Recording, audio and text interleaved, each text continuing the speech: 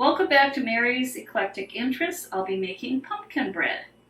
I haven't made this in several years, but here we go. In the front, there is 1/4 teaspoon of baking powder, 1 teaspoon of baking soda, 3/4 teaspoon of salt, 1/2 teaspoon of cinnamon, 1/2 teaspoon of nutmeg, and 1/2 teaspoon of cloves. And that's all in that one little round white dish on the left on that one side. In the middle, of course, we have 1 cup of pumpkin. And this is not seasoned. There's no seasoning. 2 eggs. In the back, there is 1½ cups of sugar, and I'm using raw sugar as usual. 1/2 cup of salad oil, 1/2 cup of water, and finally 1 2/3 cups of flour. All I'm going to do is mix all of those together. Doesn't that sound like fun? I'm going to take all of this over here. We're going to get our bowl. I'm hoping this is a big enough bowl. I'm not quite sure what to start with. I think I'm going to start with dry ingredients. And here we go. I'm going to get this out of here so we have plenty of room and bring this forward a little bit. So that, is it being seen here? Yeah. And so there's the sugar. Here's the flour.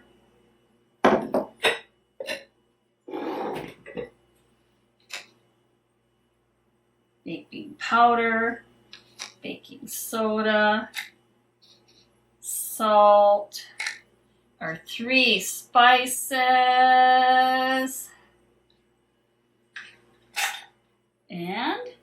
and what I'm going to do is, instead of, I suppose I could put those through a sifter, but I'm just going to use this whisk and get that all done in here.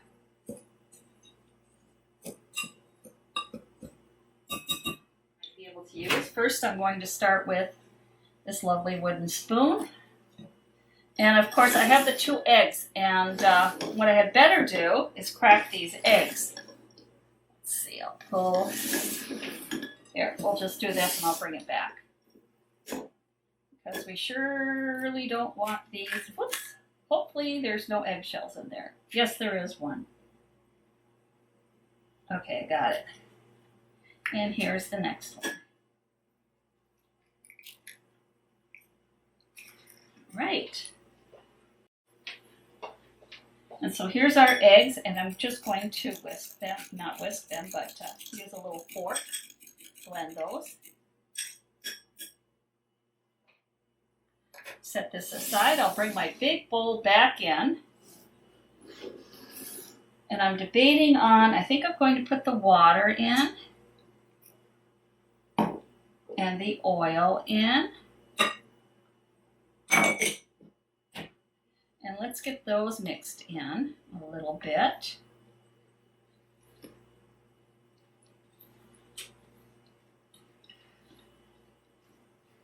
This is going quite nice. Now I'll put the eggs.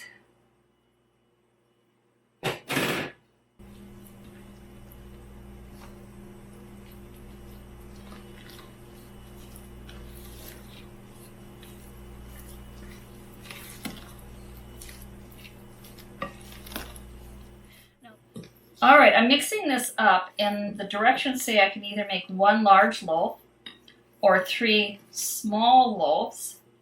If it's 1 large loaf, it would be 1 hour in the oven at 325 degrees. Now we're going to get the pumpkin in here. Now with this, I'm only using 1 cup of pumpkin, so I have no idea what I'm going to do with the rest of the pumpkin. There's probably 3/4 of a cup of pumpkin left from that can. And this one, as I said, it doesn't matter what brand of pumpkin you use, as long as it does not have spices in it, because you're adding spices to this.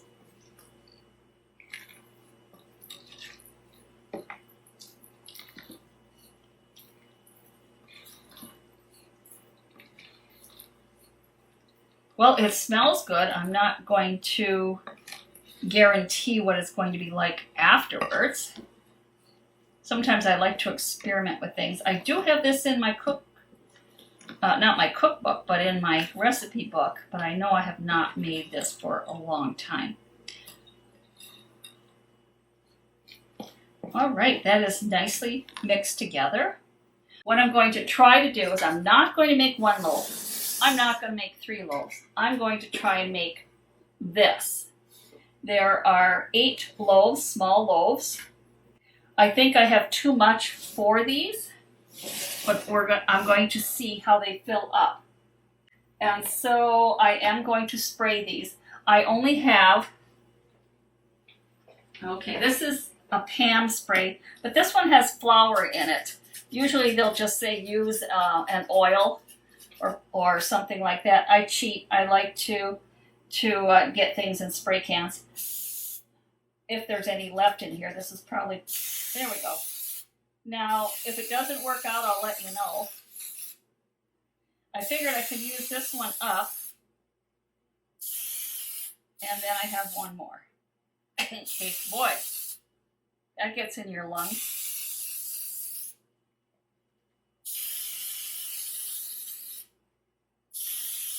I was thinking of doing parchment paper, but it was just such a tiny little rectangle, it was hard to put it in there.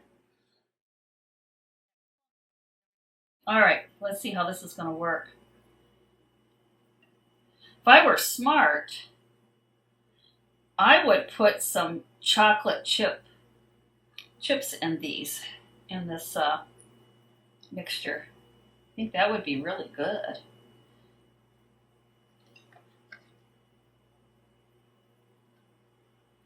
And I'm not quite sure how full.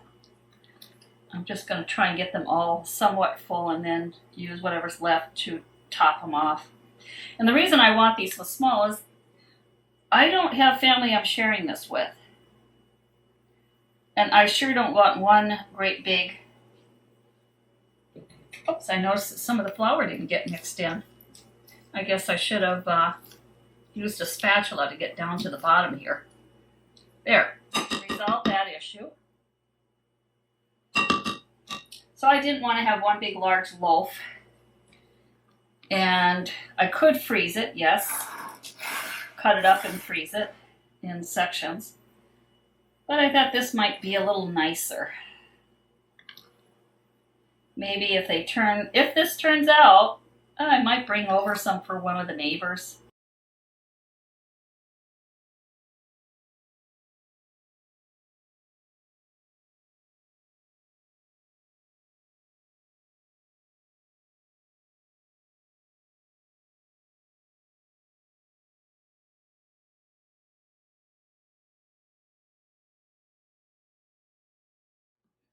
So that should be very interesting.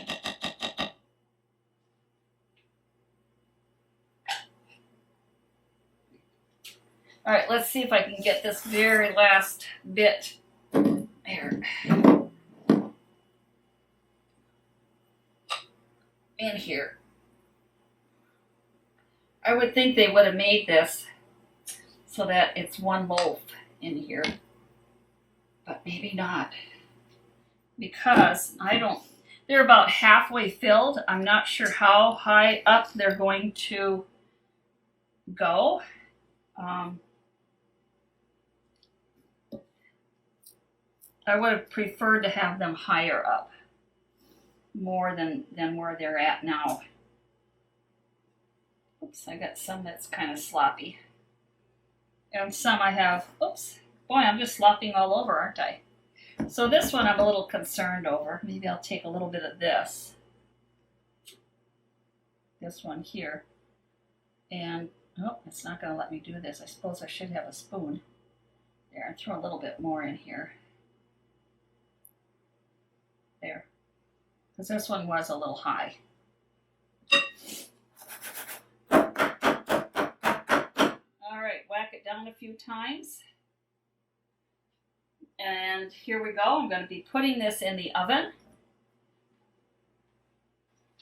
And I will be baking those until I can put a toothpick in and come out clean.